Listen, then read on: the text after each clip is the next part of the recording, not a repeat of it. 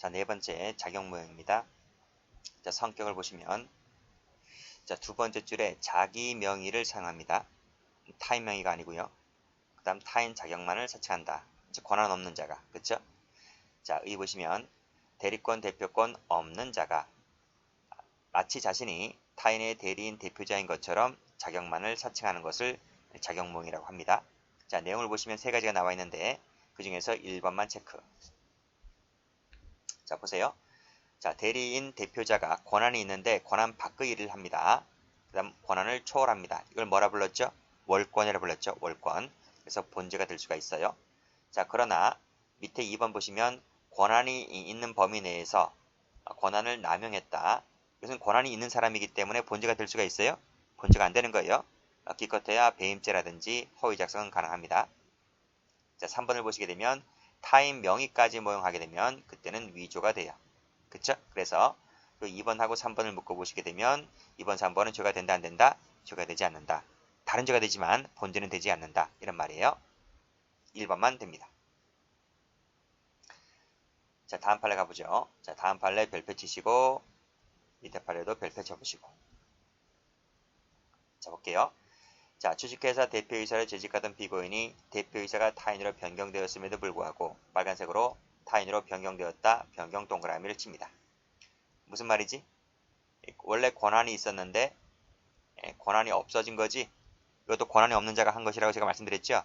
그치? 근데 이름을 피고인을 여전히 위 회사의 대표이사로 표시하였다는 겁니다. 무슨 말이지? 자기 명의를 썼다는 거예요. 이 말은 자기 명의를 썼는데 플러스 타인 자격을 지금 사칭하고 있는 거예요. 따라서 마지막에 작용모형죄가 된다. 이런 말이 이해되시겠죠? 여기서 뭐 승낙을 얻었다네, 이런, 그 다음에 뭐 잠정적으로 이랬다네, 이런 것들은 다 필요 없어요. 자, 밑에 판을 보시면, 자, 가처분 결정이 송달되어서 1절의 직무집행이 정지가 됨으로써 정지에다가 동그라미를 칩니다. 이것도 뭐예요? 이것도 권한이 있는 상태였다가 지금 정지가 되었으니까 권한이 없어진 거죠? 즉, 권한 없는 자입니다. 권한 없는 자. 그 자가 어떻게 했나요? 밑에 보니까 그 권한 밖의 일인, 즉 권한이 없게 된 자가 그 권한 밖의 일인 대표이사의 명의로, 대표이사의 명의가 무슨 말이에요? 자기 명의로, 자기 명의를 썼다는 거지. 근데 대표이사가 아닌데 대표이사의 자격을 사칭한 거지. 타인 자격을 사칭한 거예요. 그러면 본죄가 되는 거예요. 여기서 뭐 긴급하다 안 하다 이런 거 다 필요 없어요. 됐지? 자, 그 다음 허위 작성 갑니다. 허위 작성이라고 하는 것은 말씀드렸습니다. 권한이 있는 자가 허위 내용을 기재하는 것을 허위 작성이라고 한다는 거예요. 자, 행위 보시면 그러나 보세요. 그러나 앞에 끊고 허위 기재가 권리관계에 아무런 영향을 미치지 않는 것이라면 허위 기재 다 했다 할지라도 본죄가 되지 않습니다. 그 대표적인 것이 바로 배서인의 주소다 미칠 것이고. 뒤에 판례 나올 겁니다. 2번 예 체크하시고. 자, 판례 봅니다. 1번부터 보세요. 권한을 위임받았다 했으니까 권한이 있는 사람이잖아요. 2번도 승낙 내지 위임받았다 했으니까 권한이 있는 사람이잖아요. 수표 발행자니까 권한이 있는 사람이잖아요. 전부 다 1번부터 6번, 5번까지가 전부 다 작성 권한이 있는 사람들입니다. 근데 어떻게 했다는 거죠? 빨간색으로 발행 날짜를 소급 기재했다. 동그라미. 거짓말이잖아요. 그쵸? 진실에 반한다. 거짓말이잖아요. 그쵸? 당좌 거래를 한 적이 없는데 또 과거의 거래가 정지되었는데 이러한 것이 없는 것처럼 가정하였다면 그 자체가 허위잖아요. 실제하지 않은 유령회사의 이름을 적었다는 것 자체가 허위잖아요. 5번도 실제로 선적한 일이 없다 했는데 이걸 선적했다는 내용으로 썼기 때문에 허위잖아요. 전부 다 허위 작성이다 이런 말이. 여기서 관례라고 하는 것은 관례라고 하면 해운업계의 관례라고 하면 죄가 용서가 되나요? 그런 게 어디 있어, 그렇지? 이것은 정당화되지 못한다 이런 말. 자, 그 다음 1번, 2번을 묶으시죠. 자, 일단 필기부터 할까요? 자, 어음수표라고 하는 것은 어음수표는 땡땡 무인 증권성이라고 하는 성질을 갖고 있어요. 무인 증권성이 무슨 말인가요? 어음수표는요, 그 유통성을 강화시키기 위해서 어음상 권리의 원인을 증명하지 않고서도 권리를 행사할 수 있다. 이게 무인증권성이에요. 자, 우리가 보통 어음수표를 발행할 수도 있지만 그 전전 양도받을 수도 있잖아요. 전전 양도받는다 또는 매수를 해서 내가 취득할 수 있잖아요. 양도받는다, 매수한다 이것이 원인관계거든요. 그러니까 정당하게 양도를 받거나 정당하게 매수를 하게 되면 당연히 내가 돈 주고 샀기 때문에 그것에 대해서 정당한 권리를 행사할 수 있는 것은 당연한 것인데 내가 양수받지 않고 매수하지 않고 내가 훔쳤거나 아니면 길거리 가서 줍거나 한다 할지라도 내가 정당한 소지자가 아니라 할지라도 그 어음수표를 소지하고 있다면 내가 권리를 행사할 수 있단 말이에요. 즉 원인관계를 내가 증명하지 않고서도 내가 갖고 있다는 것 자체만으로도 권리를 행사할 수 있다. 이게 바로 뭐예요? 무인증권성이란 말이에요. 따라서 밑에 보시면 원인 채무관계가 존재하지 않음에도 불구하고 밑에 수표자금을 입금받지 아니한 채라 할지라도 약소금을 발행할 수 있고요. 수표를 발행할 수 있는 거예요. 왜? 무인증권성 때문에. 이것은 허위작성이 아닌 거예요. 그렇게 정리를 해두시기 바랍니다. 자, 그 다음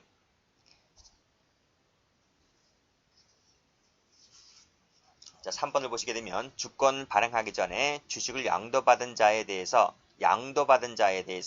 그 사람에게 주권을 발행했다라고 하는 것이 상법상 무효일지 몰라도 이것이 실체권리관계에 부합하잖아요.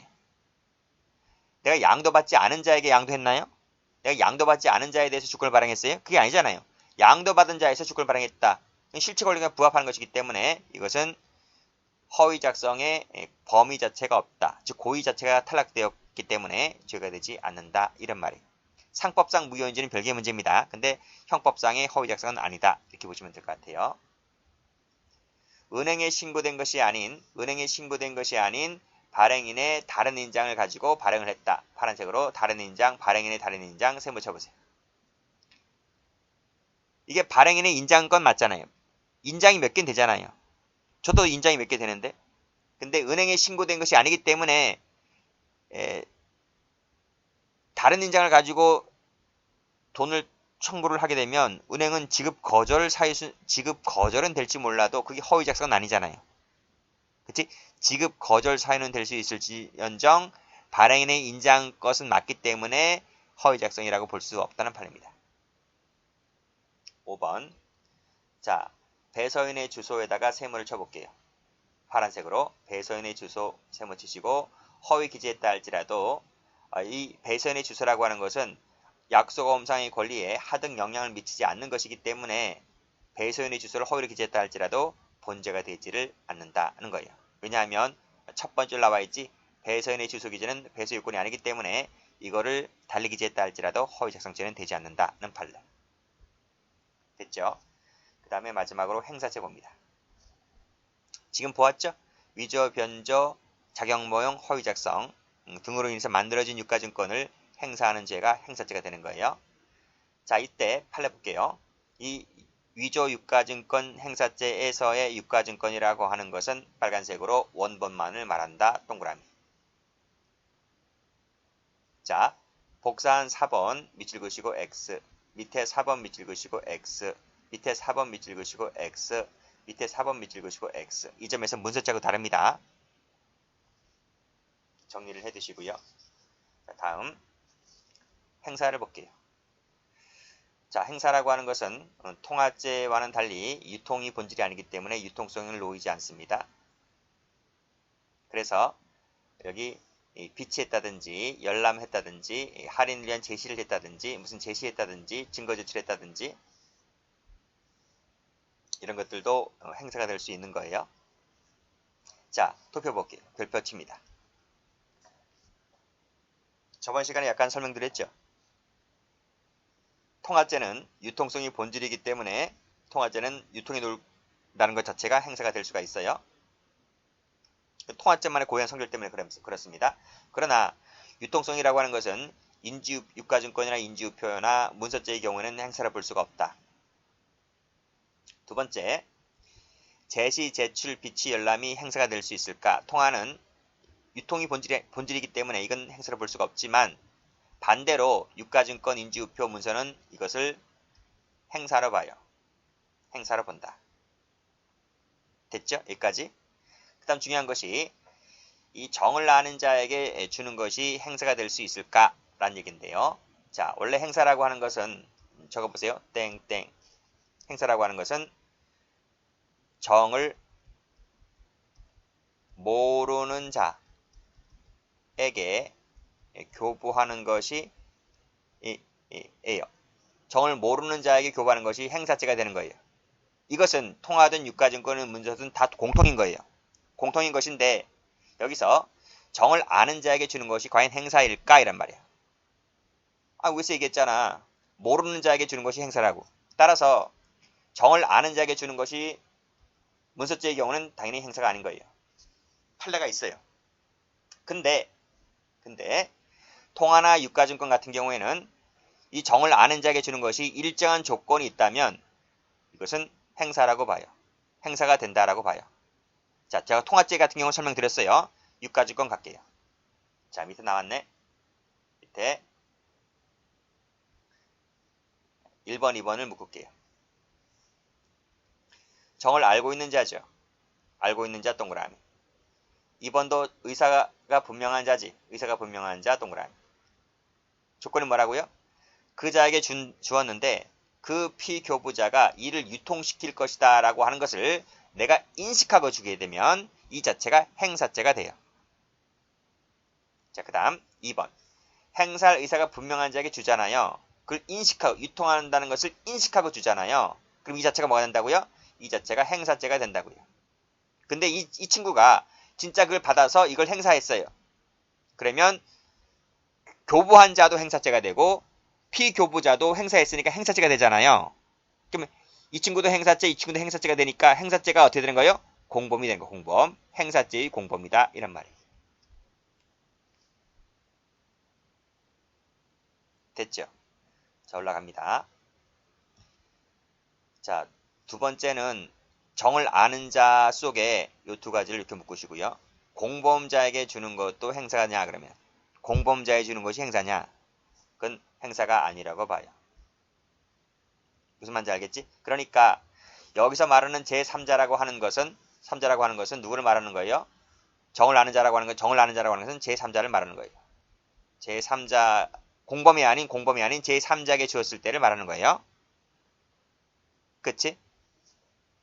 자, 판례 보시면 자, 마지막 줄 1번 판례 보시면 서로 공모관계에 있다, 공범관계에 있다라고 했을 때는 그들 사이 같은 경우는 아직 범인들 수중하에 있다고 보는 것이지 제3자에게 넘어간 것이 아니기 때문에 아직까지는 행사라고 볼 수가 없다는 판례입니다. 됐죠? 자, 문서죄도 똑같은 판례 나오고 있고요. 통화죄는 그런 판례가 없기 때문에 제가 이렇게 거버렸어요. 그리고 방금 위에서 봤죠? 페이지에서 봤지? 행사라고 하는 것은 원본을 행사하는 것을 말한다. 복사사본은 사본은 포함되지 않는다. 따라서 도표를 보시게 되면 복사본 제시 나와 있지? 유가증권은 행사가 아니라고 봅니다. 그러나 문서죄 가면 이것을 행사라고 봐요. 이 도표를 외우셔야 돼요. 이 도표 한 장에 판례 10개 이상 들어가 있어요. 자, 그 다음 밑에 3번 판례 볼게요. 당첨이 된 손님들에게 위조 상품권을 직접 교부하는 것이 아니라 직접 교부해도 행사는 되는 거예요. 직접 교부해도 행사는 돼요. 직접 교부한 것이 아니라 미리 오락기에 일련 번호가 모두 같은 위조된 상품권을 여러 장 투입해 두었고 빨간색으로 위조 밑줄 그으시고 상품권을 투입해 놓는 것도 뭐가 된다? 이것도 행사가 된다. 이런 말이에요. 결국 오락기 이용자가 당첨이 되면 오락기에서 자동으로 그 당첨 액수에 상응하는 상품권이 배출되도록 하였잖아요. 그럴 목적으로 이게 투입해 둔 거 아니겠습니까? 그러니까 오락기에 위조 상품권을 투입하는 것도 행사가 된다는 판례입니다. 자, 그 다음 위에서 봤지? 복사본 같은 경우는 행사가 되지 않는다고 했습니다.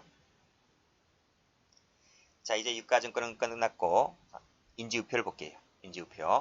인지우표를 볼 텐데 노트표 볼까요? 노트 149페이지. 말씀드렸지? 행사죄로 끝나는 것은 목적범이 아니다.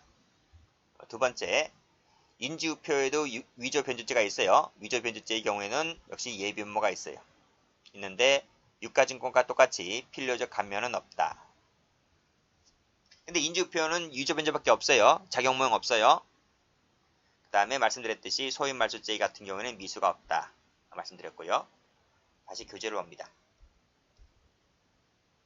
쭉 보세요. 쭉 보시면 돼요. 자, 판례 볼게요.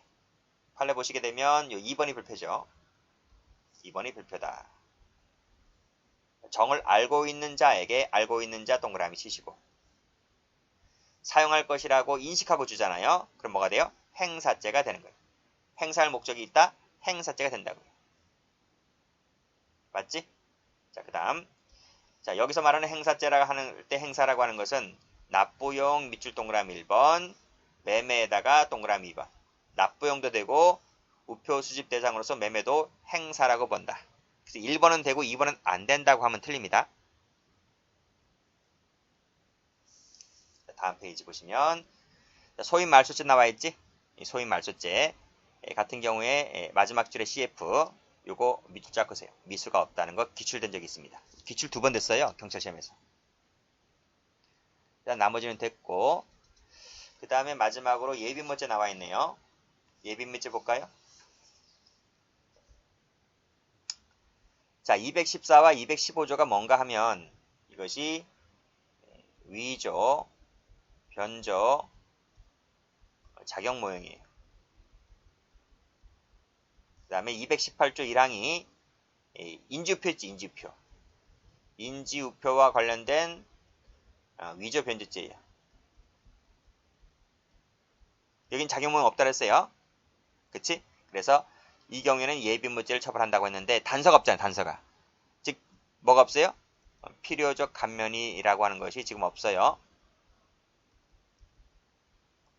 그래서 도표를 보니까 통화죄 같은 경우에는 예비음모가 전부 있고 필요적 감면도 있는데 유가증권 인지우표 같은 경우는 예비음모만 있고 필요적 감면은 없더라. 이렇게 됐습니까? 자, 문서죄하고 인장 이 두 가지는 예비음모 자체가 없어요. 예비음모 자체가 없기 때문에 필요적 감면도 없는 거예요. 됐지? 여기까지 합니다.